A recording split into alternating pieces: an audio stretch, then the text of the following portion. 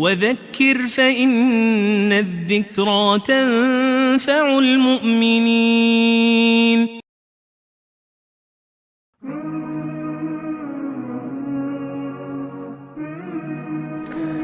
On va essayer de déconstruire,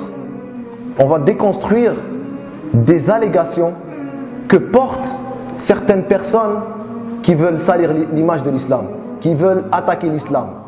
Le symbole de la femme en islam est un symbole qui est attaqué. Donc on s'attaque au voile, des termes qu'on étiquette, la soumission de la femme à l'homme, l'égalité homme-femme, c'est-à-dire qu'en islam il n'y a pas d'égalité homme-femme. Cette société dans laquelle nous vivons, la femme est perçue d'une manière. Et nous en islam, la femme est perçue d'une autre manière. L'islam, il a libéré la femme.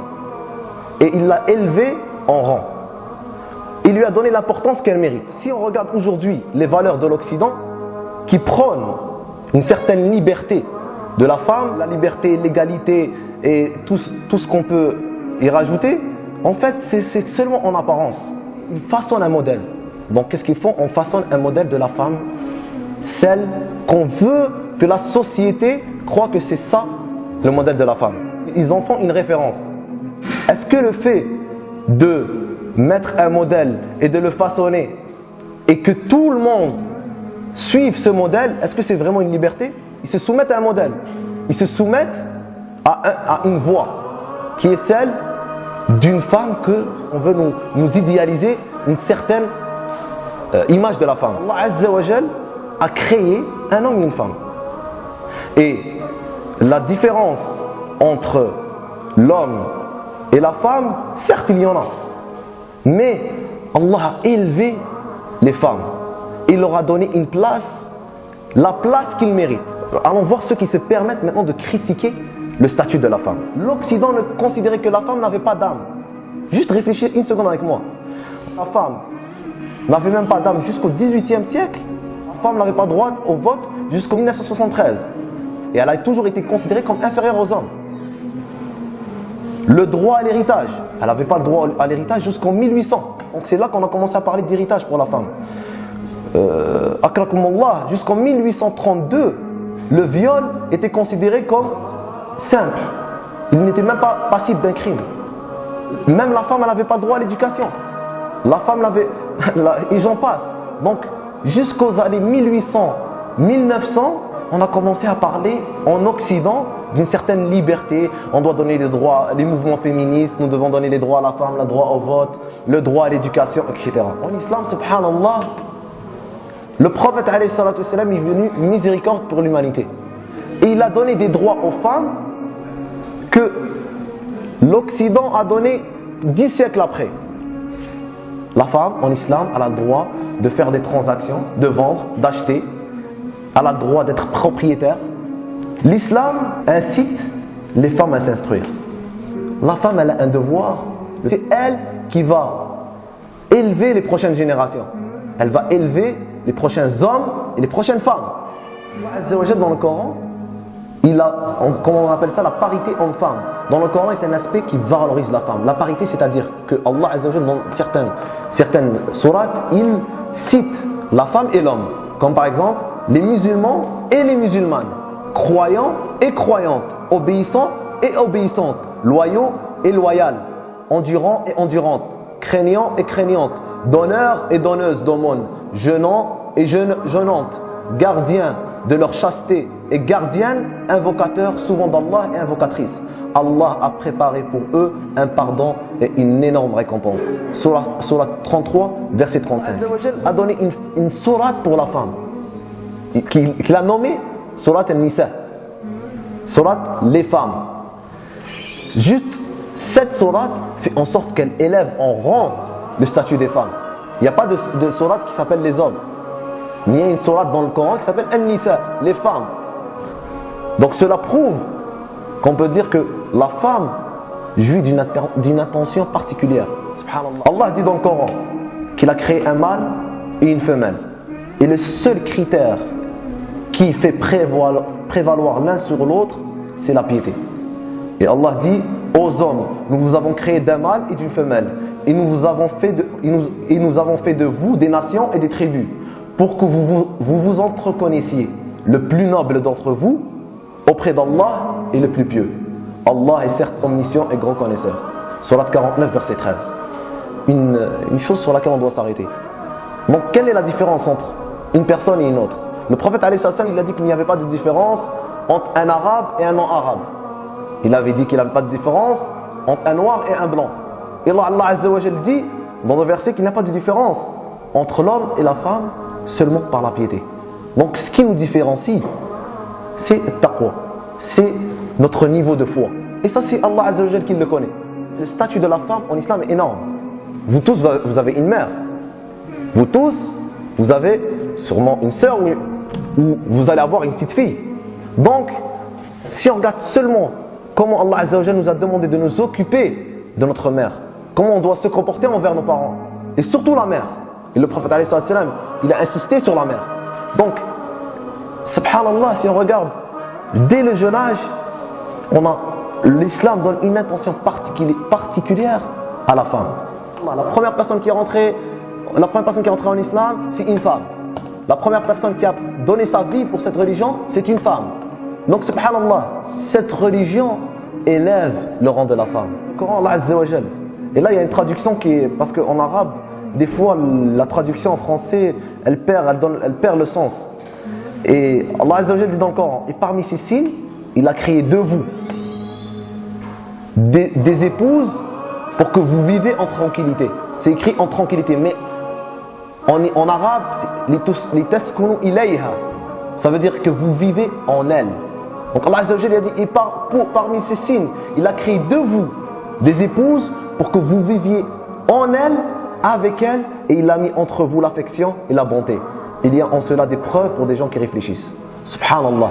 Donc regardez comment Allah Azza wa Jal parle de la femme. Il n'y a pas une personne sur cette terre qui est plus belle qu'une femme musulmane. Une servante d'Allah Azza wa Jal qui s'habille que pour plaire à Allah Azza wa Jal. Et celle qui sort de chez elle pour plaire à Allah Azza wa Jal, Wallahi al-Alim, elle a un rang beaucoup plus haut que toutes les autres femmes. Elle se couvre pour plaire à Allah Azza wa Jal. Et en agissant de la sorte, elles sont magnifiques. Wallah, il y a des femmes qui valent 1000 hommes. Il y a des hommes qui ne valent même pas une femme. Le problème aujourd'hui, c'est que on a perdu nos modèles. Et c'est que on ne sait plus qui sont nos modèles. Moi, 5 ans en arrière, si vous me verrez dans la rue, vous n'allez pas me reconnaître. Donc subhanallah, j'étais loin. J'étais dans une route qui était très loin de celle-ci. Et subhanallah, pourquoi tout ça? Parce qu'on n'a pas de modèle. Parce qu'on veut plaire. Parce qu'on veut ressembler. On cherche un modèle et tous les modèles qu'on voit, l'image qu'on veut donner de la femme, donc la femme elle regarde. Elle regarde. Donc pour elle, c'est ça son modèle. On se cherchait des modèles, mais qui sont hors de l'islam. Parce qu'on ne connaît pas notre histoire. On ne connaît pas les hommes et les femmes qui ont fait en sorte que l'islam se rende jusqu'ici aujourd'hui dans cette salle. Le fait pour la femme d'aller se renseigner, et pour l'homme, d'aller se renseigner, lire qui étaient les femmes du prophète alayhi salam, qui était Maryam, la mère de Isa alayhi salam, qui était Asiya, la femme de Pharaon, qui était Khadija radiyallahu anha, la première femme, la première personne qui est rentrée en islam dans Ummat Muhammad alayhi salam, c'est une femme. Allah Azza wa Jal l'aimait. Les anges l'aimèrent et le prophète alayhi salam l'aima. Le prophète alayhi salam a dit, Allah m'a donné son amour. Le prophète alayhi salam aimait Khadija radiyallahu anha. Je cite, Allah l'aimait. Est-ce que vous réfléchissez 2 secondes sur ce terme, Allah aime? Si Allah t'aime, parce que tout le monde dit qu'il aime Allah Azza wa Jal. Tout le monde peut dire, moi j'aime Allah Azza wa Jal. Et on espère aimer Allah Azza wa Jal. Mais est-ce que Allah t'aime? Est-ce que Allah Azza wa Jal te donne cette importance? Khadija radiyallahu anha, le prophète alayhi salam a rapporté que Allah Azza wa Jal l'aimait. Donc juste regardez le statut de cette femme qui a été élevée parmi les femmes du monde entier. Que voilà nos modèles. Ça c'est nos modèles. Ça c'est les modèles que nos sœurs doivent prendre. Et c'est les modèles sur lesquels ils doivent lire.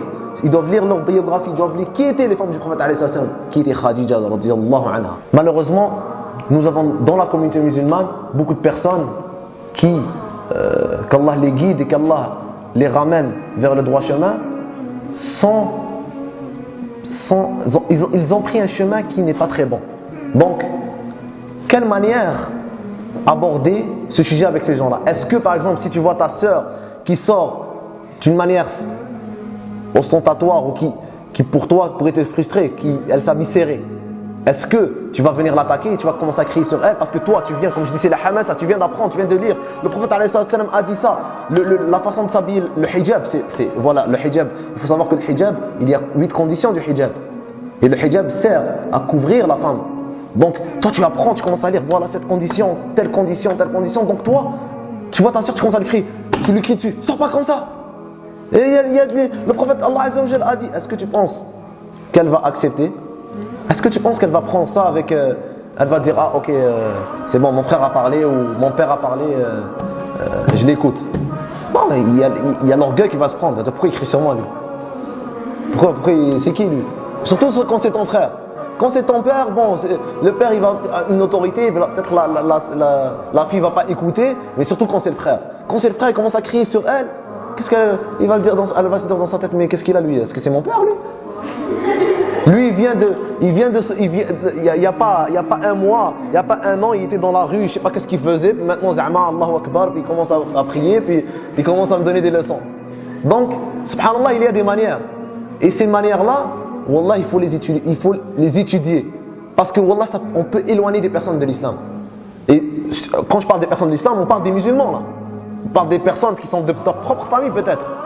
Donc, si on y va trop brusquement, ou si on lui dit d'une manière méchante, straight, donc elle va pas accepter le rappel. Mais regarde, subhanallah, si on y va avec douceur, je vous donne la solution. Les femmes, ce qu'ils veulent, ils veulent la douceur. Si vous parlez avec des mots doux, puis vous la ramenez après, que ce soit ta soeur ou ta femme, ou peu importe, que ce soit ta fille, ta soeur, ta femme, la façon dont lui parler, tu l'approches. Par exemple, ta soeur, tu ne vas pas lui crier devant ton père, devant ta mère, devant tout le monde, tu cries, puis elle ne va jamais accepter. Mais si tu le mets sur ton cœur, tu laisses passer, après le soir, tu vas dire, ma soeur, voilà, cette façon de s'habiller, subhanallah, le prophète alayhi salam, regarde qu'est-ce qu'il a dit. Genre, moi ça me fait mal. Tu vois, tu lui dis ça me fait mal parce que tu es ma soeur, tu es la descendance du prophète alayhi salam. Donc c'est sûr que ça te touche. Mais quelle est la manière à aborder? Je vous le dis, c'est la douceur. Wallahi al-adim, si tu dis à une femme, que ce soit ta femme ou ta soeur, et tu lui dis avec des mots doux, elle va accepter. Tu lui fais le rappel. Peut-être que la femme, elle porte mal le hijab. Elle le porte mal. Et certaines sœurs, ils sont conscientes qu'ils portent le hijab n'est pas shara'i. Ils portent serré ou le hijab attire, qui est le contraire. Le hijab n'est pas... c'est pour ne pas attirer. Mais ils sont conscientes, mais l'iman, ils ont une baisse de foi. Comme tout le monde, le frère, il a parlé de baisse de foi. On va tous vivre une baisse de foi. Donc, elle est en baisse de foi. Peut-être que la personne que tu es en train de faire de le rappel a plus de science que toi. Elle connaît mieux que toi. Toi, tu es en train de lui parler, tu es en train de lui dire ça c'est haram, c'est halal, elle le sait.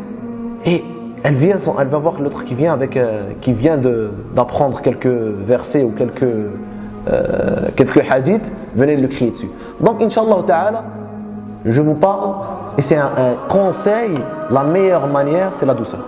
Et dans toute chose, Allah aime la douceur dans toute chose. C'est le hadith du prophète alayhi salam.